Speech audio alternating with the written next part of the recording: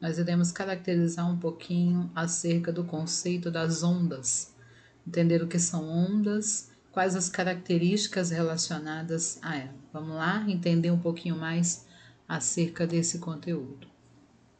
Bom, o conceito de onda. Em física, onda é uma perturbação que transfere energia por meio da matéria ou do espaço, envolvendo nada ou quase nada de transporte de matéria. Então, usualmente nós costumamos dizer que uma onda é uma perturbação que se propaga, e ela se propaga transportando energia. Geralmente as ondas não transportam matéria, a finalidade da onda é transportar energia. Então, onda é uma perturbação que se propaga, né, realizando o transporte de energia. Elas são classificadas quanto à direção da vibração, a natureza da sua vibração e as dimensões de sua propagação. Só que é claro que antes de falar das classificações das ondas, nós precisamos entender quais são os elementos que compõem uma onda. Através desse esquema, a gente visualiza, não é isso, que a onda é uma perturbação que se propaga, transportando energia, e que ela conta com a participação de alguns elementos, como, por exemplo, as cristas, que correspondem aos pontos mais altos das ondas, não é? Aqui nós temos as cristas. Do contrário da crista, nós temos o vale, que é o ponto mais baixo, né? Quando ela desce, ela compõe o vale, quando ela sobe, a ondulação de subida compõe a crista e assim sucessivamente. A amplitude, representada aqui pela letra A, que corresponde à distância do ponto central, né? O ponto, aqui nós temos nessa reta o ponto central da onda. Então, a distância do ponto central dessa onda em relação a uma crista ou em relação a um vale é aquilo que nós chamamos de amplitude. Geralmente, a amplitude está relacionada à intensidade, no caso do som, está relacionado à intensidade do som. Nós sabemos que o som ele se propaga na forma de ondas. Né? Quando eu digo que o volume do som está muito alto, na verdade eu quero dizer que esse som ele está, digamos, propagando onda com altas amplitudes, ou seja, elevadas amplitudes, o que aumenta a intensidade e a quantidade de energia que a onda transporta. Temos também o comprimento de onda, que é a distância entre duas cristas consecutivas. Aqui o comprimento de onda exemplificado pela letra grega lambda, né? Entre duas cristas consecutivas ou sucessivas, ou entre dois vales sucessivos, tá bom? Então, o comprimento de onda diz respeito à distância entre duas cristas sucessivas ou entre dois vales sucessivos. Em ambos os casos, estamos nos referindo ao comprimento de onda. E existem ainda outras características, como o período, que é o tempo gasto para que a onda produza uma ondulação, ou seja, um movimento de subida e descida, né, compondo a crista e o vale. Então, o período é o tempo que ela gasta para produzir uma oscilação. E temos também a frequência da onda, que geralmente é medida em hertz, como a gente vai ver mais à frente. E a frequência aí diz respeito ao número de oscilações da onda em um determinado período de tempo. Mas os principais elementos da onda são a crista, o vale, a amplitude e o comprimento de onda. Bom, a classificação das ondas quanto à direção da vibração. Bom, com relação à direção da vibração, nós temos as ondas transversais, aquelas na qual a direção da vibração é perpendicular à direção de propagação da onda, como por exemplo, se eu tenho uma corda, não é isso? Uma corda amarrada em um suporte, e eu começo a produzir ondulações nessa corda com movimentos de sobe e desce, eu estou exercendo sobre essa corda a produção de ondas chamadas de ondas transversais. As ondas longitudinais, a direção da vibração é a mesma que a direção de propagação da onda, é o que acontece no caso das molas. Né? O movimento de vai e vem das molas dizem respeito aí às ondas longitudinais, aonde a direção da vibração é a mesma que a propagação da onda. Quem não lembra da infância, né, da mola maluca? que exemplifica esse tipo de onda aí. E nós temos ainda as ondas mistas, que são assim chamadas porque elas acontecem quando as propagações transversal e longitudinal ocorrem ao mesmo tempo, que é o caso de ondulações produzidas, por exemplo, em uma piscina, em uma bacia d'água ou num rio, quando eu jogo algum objeto, uma pedrinha aí, por exemplo, e essa pedrinha produz aí as ondulações, que são ondas mistas, né, gerando tanto ondas transversais quanto ondas longitudinais. A classificação das ondas quanto à natureza da vibração, elas podem ser classificadas em ondas mecânicas e ondas eletromagnéticas. As ondas mecânicas são aquelas que só se propagam em meio material, ou seja, elas dependem de um meio material para se propagar. É o caso do som. O som é um exemplo de onda mecânica. Ele só se propaga no meio material. Ele pode se propagar no meio líquido, no meio gasoso, no meio sólido, mas ele precisa que a matéria esteja presente para que ele consiga se propagar. Na ausência de matéria, ou seja, naquilo que nós chamamos de vácuo, no caso, o som não se propaga. O som ele não tem a capacidade aí de se propagar no vácuo. Por isso ele é caracterizado como uma onda mecânica. É o caso, por exemplo, isso é um dos motivos que explica por que nós não ouvimos a explosão causada por grandes meteoritos que caem na Lua, ou até mesmo as explosões que ocorrem nas estrelas, como o nosso Sol. Então, essas explosões, o som produzido por elas não consegue chegar até nós, porque no espaço predomina o vácuo, a ausência de matéria, e o som ele precisa de um meio material para se propagar. E nós temos ainda as ondas eletromagnéticas. As ondas eletromagnéticas, elas não necessitam de um meio material para se propagar. É o caso, por exemplo, as ondas de rádio, as micro-ondas, o raio-x, né? A própria luz também são caracterizadas aí como ondas eletromagnéticas. As ondas de rádio, né, emitida aí pelas antenas e que facilita a nossa comunicação, são caracterizadas aí como ondas eletromagnéticas, no qual elas não necessitam de um meio material para se propagar. A classificação das ondas quanto às dimensões de propagação, aí nós temos as ondas unidimensionais, né, ou 1D, como nós chamamos, ocorre quando há deslocamento da onda em apenas uma dimensão do espaço, é o que acontece, por exemplo, quando estamos novamente, né, voltando ao exemplo da corda, a vibração produzida em uma corda, ela se propaga em uma única direção, por isso 1D ou unidimensional.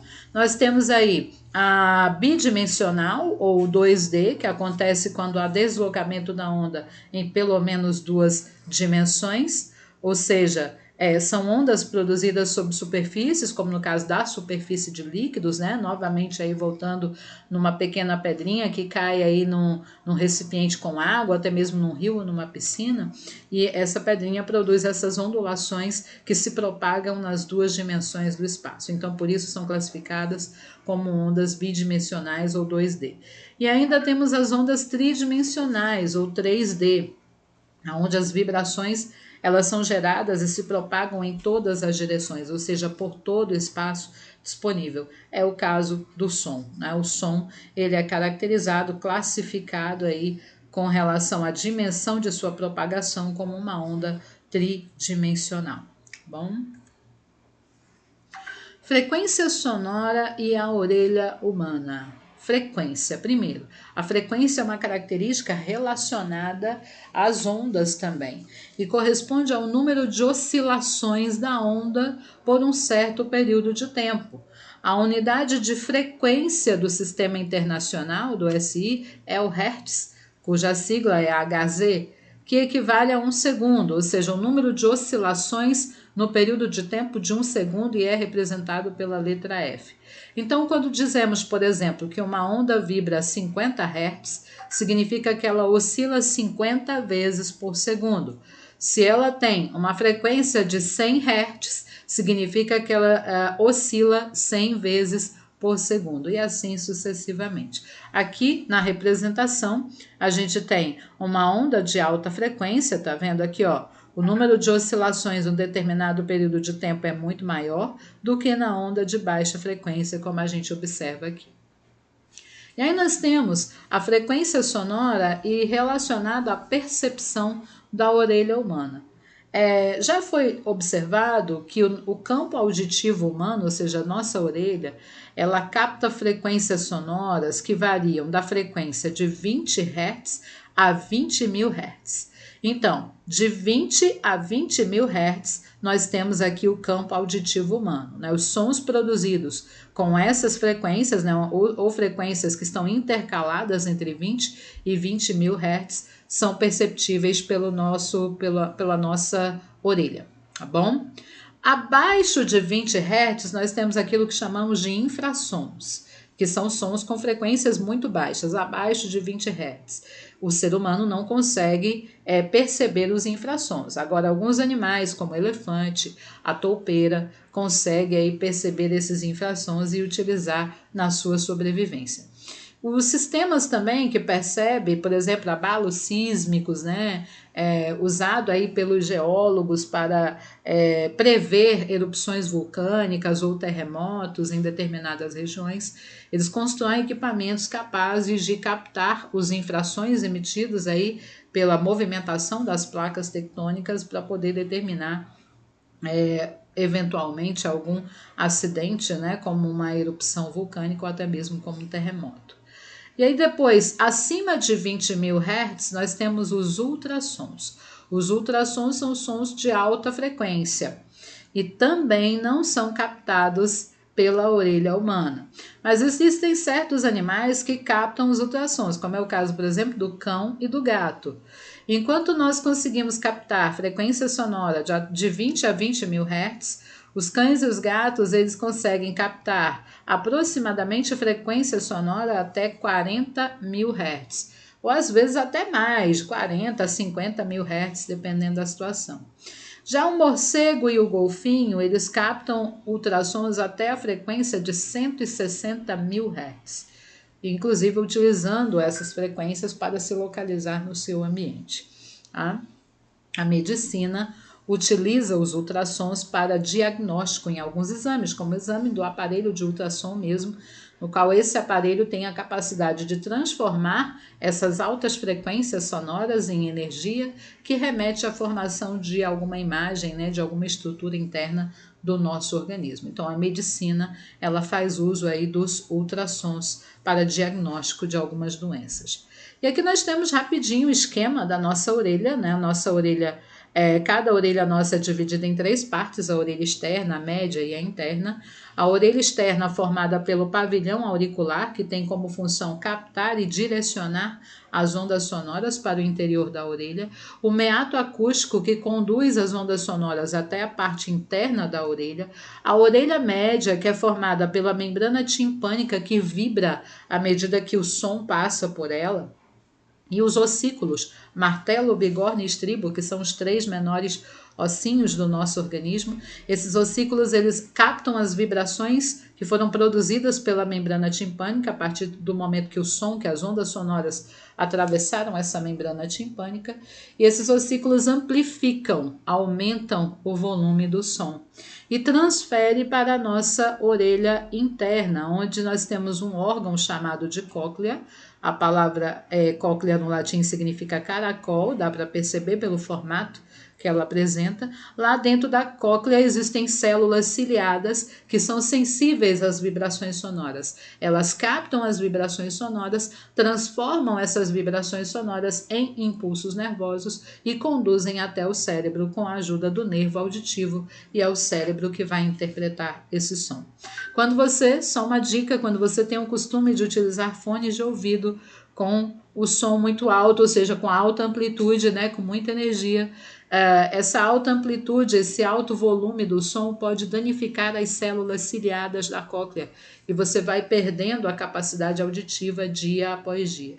E essas células, elas não são repostas, tá bom? Então toma cuidado aí com a exposição tanto da frequência quanto da amplitude sonora aí do seu seu celular, da sua caixa de som, enfim, para evitar danos aí ao seu aparelho auditivo. Propriedades e fenômenos acústicos. A reflexão, que é resultado da incidência de uma onda com uma superfície, ocorrendo mudança no sentido de propagação sem que a onda troque de meio e sem que sua velocidade seja alterada, ou seja, o som, né, a onda, no caso, não estou usando como exemplo o som, porque a acústica é a área da física que estuda as ondas sonoras. No caso do som, por exemplo, que se choca com um paredão, se você tiver uma distância de aproximadamente 17 metros, o que vai acontecer?